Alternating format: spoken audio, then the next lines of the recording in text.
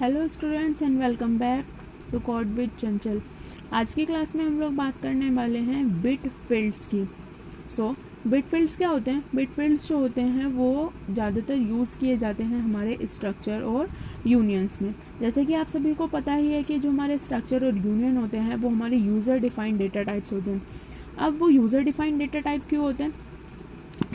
क्योंकि जब कोई यूज़र हमारे स्ट्रक्चर या फिर यूनियन को बनाता है तो उस टाइम पर जो हमारा यूज़र होता है वो उसके जितने भी एलिमेंट्स होते हैं वो उनको खुद से स्पेसिफाई करता है यूज़र कि कौन सा एलिमेंट उसमें किस टाइप का होगा और वो कितने एलिमेंट्स जो हैं वो यूज़ करने वाला है और कौन सा एलिमेंट कितनी मेमोरी का एलोकेशन करेगा, है ना।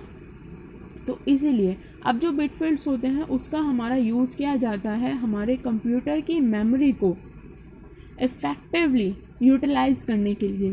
कैसे? एक एग्जांपल की हेल्प से हम लोग ये समझते हैं। सपोज कि यूज़र ने कोई स्ट्रक्चर बनाया डेट का, ठीक है। अब इस डेट स्ट्रक्चर के अंदर उसने 3 चीज़ें ली, एक डेट ली, एक मंथ ली और एक ईयर, ठीक है। तीनों हमारे इंटीजर टाइप की हैं, डेट ली, मंथ और इंटीजर टाइप का लिया उसने ईयर, ठीक है। अब जो मेरी डेट होती है वो क्या होती है? वो हमारी 1 से 12 के बीच में होती है, 1 से 31 के बीच में होती है ऑलवेज। जो मेरा मंथ होता है वो मेरा हमेशा 1 से 12 के बीच में होता है और ईयर तो हमारा कुछ भी हो सकता है, तो ईयर को हम स्पेसिफाई नहीं कर सकते कि ईयर हमारा कितना हो, ठीक है। तो जब मेमोरी का एलोकेशन होगा, जब हमारी मेमोरी का एलोकेशन होगा स्ट्रक्चर के लिए, इस स्ट्रक्चर के लिए, तो क्या होगा? डेट के लिए 2 bytes, 2 bytes for date, 2 bytes for month and 2 bytes for year, ठीक है।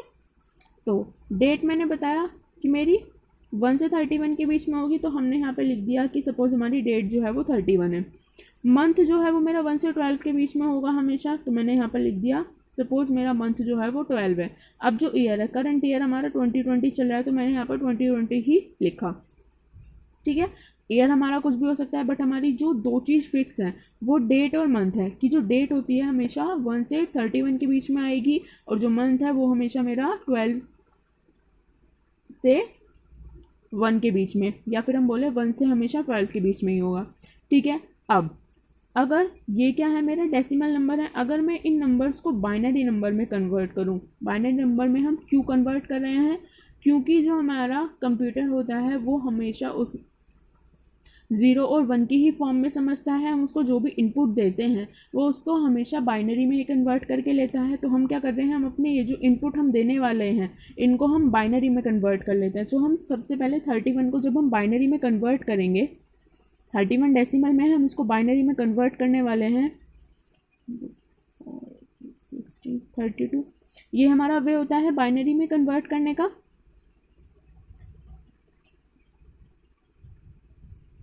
16 + 8 + 4 + 2 + 1 = 31। 1 2 3 4 5 कितनी नंबर ऑफ बिट्स हो गई? ये हमारी हो गई 5 बिट्स। अब 31 जो हमने डेटा दिया वो हमारा केवल 5 बिट्स में ही स्टोर हो रहा है ना। और सेकंड भी हम देख लेते हैं कि जो मेरा मंथ था उसको भी हम बाइनरी में कन्वर्ट कर लेते हैं 16 और 32, ठीक है। 8 + 4 12 1 1 0 0। तो अब हमारे जो डेट थी 31 उसके लिए हमें 5 बिट्स का यूज़ कर रहे हैं हम केवल, और जो हमारा मंथ था यहाँ पर हम लिख भी देते हैं डेट और मंथ। अब जो मेरा मंथ था वो हमारा केवल कितनी बिट्स यूज़ कर रहा है? 1 2 3 4, ये हमारी केवल 4 बिट्स का यूज़ कर रहा है। बट जो हमारा सिस्टम है वो हमारी कितनी बाइट्स ले रहा है? वो हमारी 2 बाइट्स तो ले रहा है वो मेरी डेट के लिए, 2 बाइट ले रहा है वो मेरी मंथ के लिए, और 2 बाइट ही ले रहा है वो मेरी ईयर के लिए। बट जो मेरा काम है डेट और मंथ का वो तो मेरा केवल 9 बिट्स में ही हो रहा है, तो बाकी की जो बिट्स हैं 2 bytes is equals to 16 bits.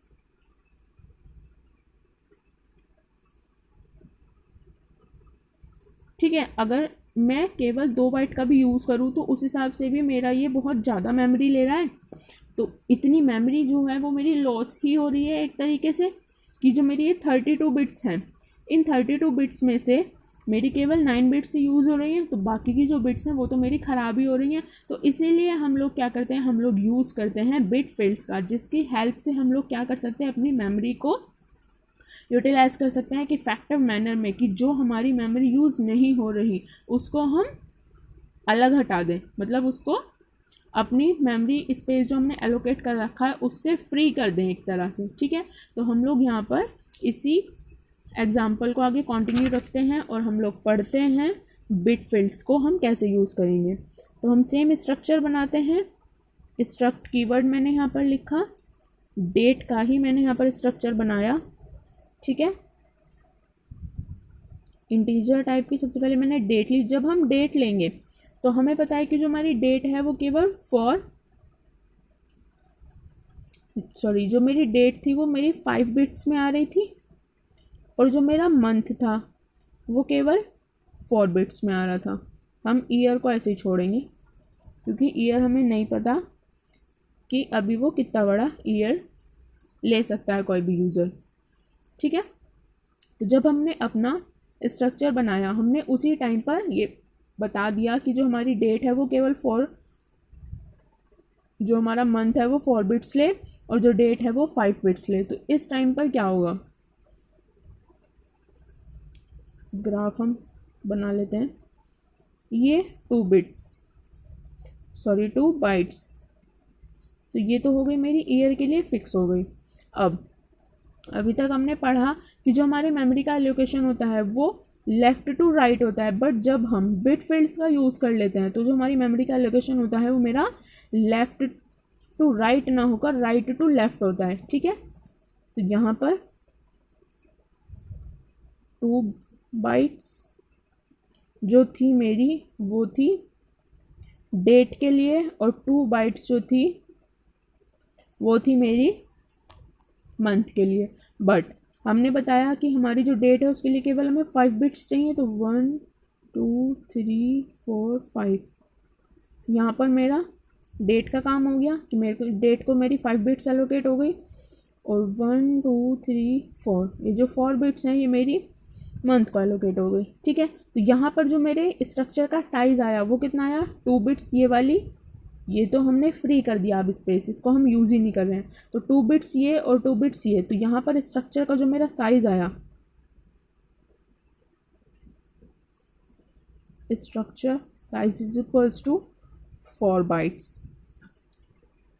ठीक है, और अगर हम अपने पहले वाले स्ट्रक्चर का साइज देखें तो कितना आ रहा था, 2 + 2 + 2 कितने बाइट्स, 16 बाइट्स, सॉरी 6 बाइट्स।